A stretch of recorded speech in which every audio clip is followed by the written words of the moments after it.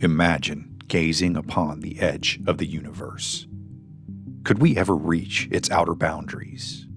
And if we could tread into the exterior darkness and look back, what would the totality of creation look like? It's said that all of it, all of us, are inside God's dream.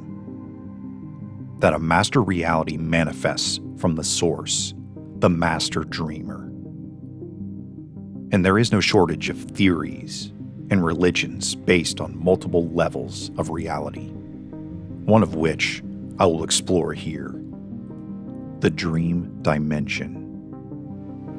I believe this space where the human mind and soul go during sleep is a sacred place of communication of the ultimate language. It functions as an intermediary dimension, a meeting place between humankind and the divine.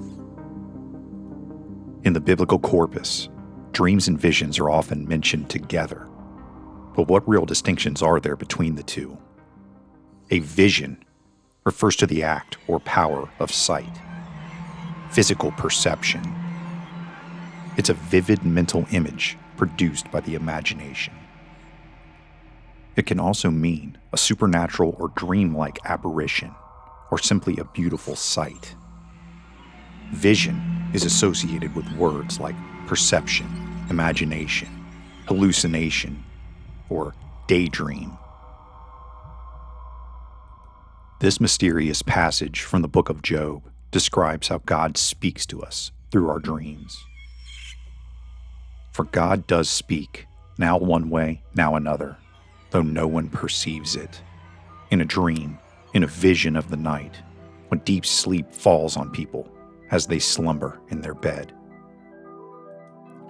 Because the words dreams and visions are always together, and especially here in Job, it suggests that dreams are a very real perception, a window into the holy, the transcendent.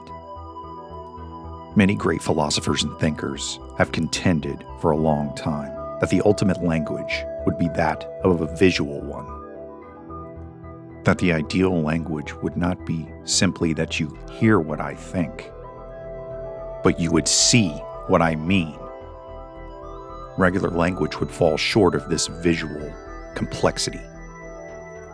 When someone describes something in eloquent detail, we use the phrase, "You painted a picture." So I do believe that it's possible that if God wanted to communicate with mankind, he would do it through this ideal visual language. Meanwhile, psychoanalysts like Carl Jung and Sigmund Freud posited that dreams are repositories of memory and experience, overlaid on our unconscious minds, like an overflow of information that our minds are using to paint a larger mosaic of meaning. And while I don't disagree with this analysis, not all dreams are the same. Some may be aimless hallucinations of the brain, or remixed emotions that can morph into nightmares. But even the most unpleasant dreams can tell us something about ourselves. A popular theory suggests that the dreaming mechanism may be fueled by a molecule many consider to be the gateway to the etheric plane. Dimethyltryptamine has been utilized in South American shaman religious practices for a millennia. It's now re-entered the public consciousness. It's even being synthesized in labs and injected intravenously, with countless reports of subjects being violently catapulted into higher dimensional space and encountering the other, or mystical beings, who seem to be very eager to impart knowledge.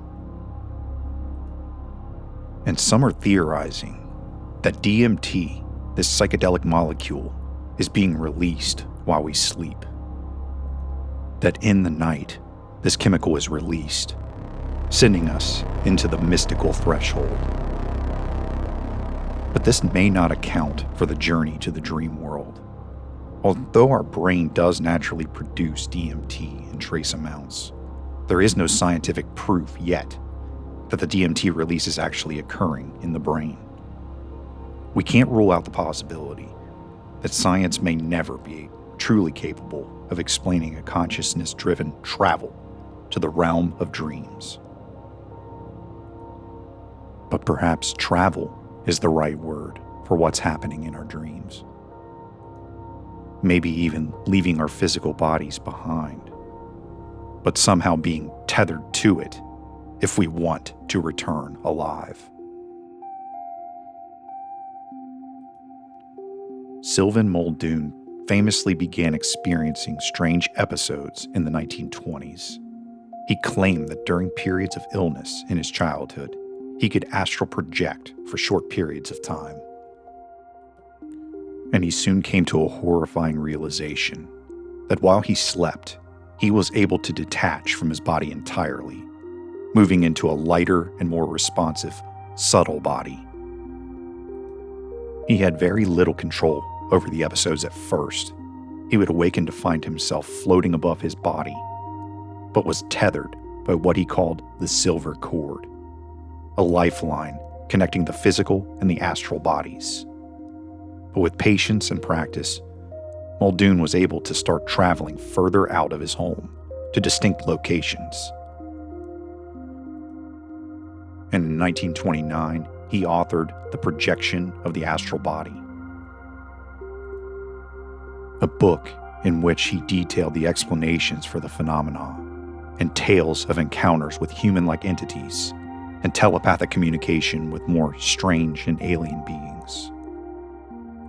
But Muldoon always maintained that the astral experiences happened almost naturally during sleep and felt that he stumbled onto it with awareness accidentally.